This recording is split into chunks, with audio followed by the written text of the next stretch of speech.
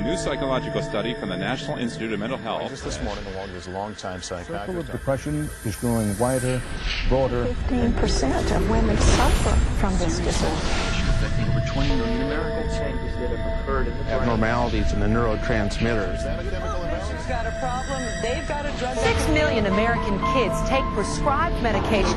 Need psychiatric care. But what if the criminal is mentally ill? The punishment, a form of aversion therapy. Many appears on the show, but I want to Seasonal affective disorder. OCD. Oppositional defiant disorder. Schools criticized for overprotecting.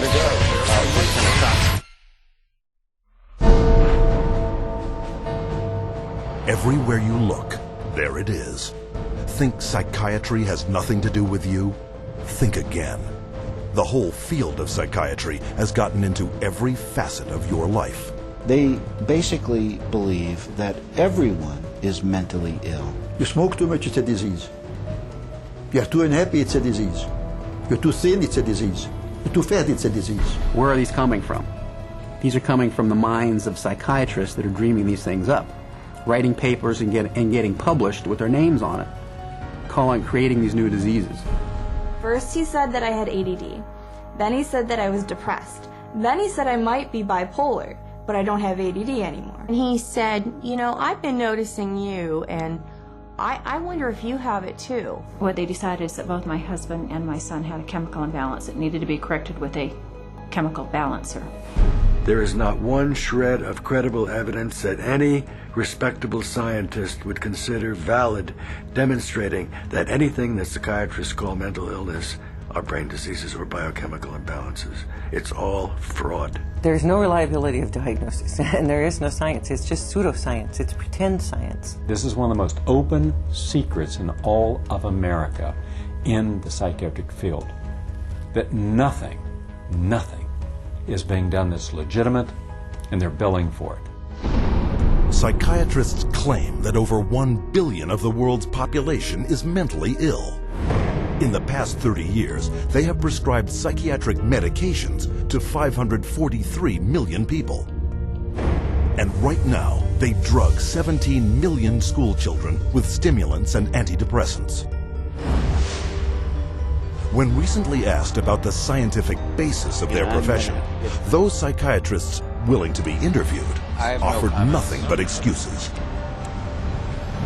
Psychiatric illness is not really illness. How do you evaluate if someone is cured or sick?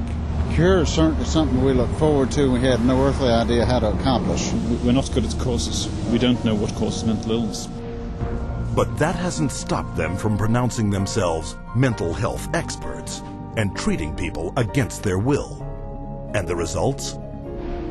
This psychiatrist, man who's supposed to work to heal people, has done nothing but destroy this man's life, and in destroying his life, destroying the lives of all of his loved ones. Excuse me. They've damaged and ruined my son, and they've trapped him in a system.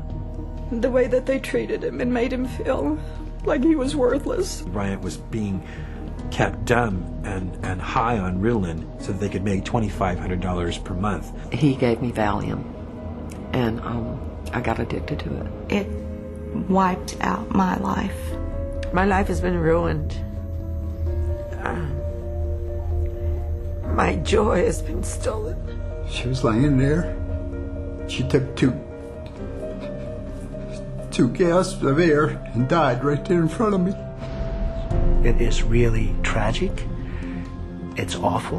And it's being done for money. That's why it's being done. Oh, it's got to be in the billions. I don't know the exact number, but it's got to be in the billions. It's just unbelievable. This is so big that it boggles the mind.